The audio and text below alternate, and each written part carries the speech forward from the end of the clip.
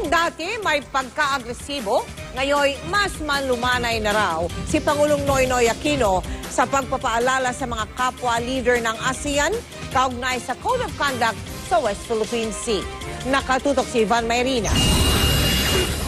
Hudyat na nga ba ang pagkakamay na ito na nasundan pa ng pag-uusap, nahuhupa na ang tensyon sa pagitan ng Pilipinas at China sa agawan sa West Philippine Sea? Sa tingin ni Pangulo Aquino, magandang senyalis ito dahil sa kauna-unahang pagkakataon, nagkausap sila ng personal.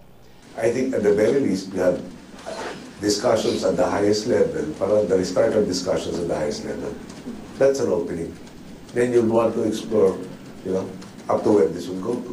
Inamin ng Pangulo naging mas malumanay na rin siya ngayon sa pagpapaalala sa mga lider ng ASEAN na hindi pa umuusad ang negosasyon para sa Code of Conduct. Pero hindi raw nangangahulugang lumalambot na ang Pilipinas sa ating posisyon sa inaangking teritoryo.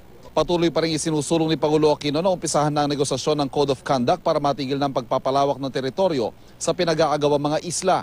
At habang nangyayari daw ito, hindi pa rin daw iuuro ng Pilipinas ang pagdurog nito sa United Nations Arbitration Tribunal para klaruhin kung talagang may basihan ng China sa pag-angkin ng West Philippine Sea.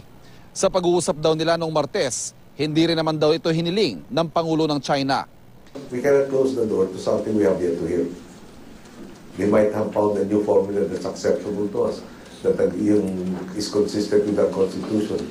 Samantala, kausap din ng Pangulo sa isang bilateral meeting kahapon si Japanese Prime Minister Shinzo Abe. Nangako raw ito ng patuloy na tulong sa rehabilitasyon ng mga sinalanta ng Bagyong Yolanda at popondohan ng pag-aaral kung pwedeng maglagay ng subway sa Metro Manila. Nakaharap din ng Pangulo sa ASEAN-US Summit si US President Barack Obama. Mabilis sa kumustahan lang daw ang kanila naging pag-uusap.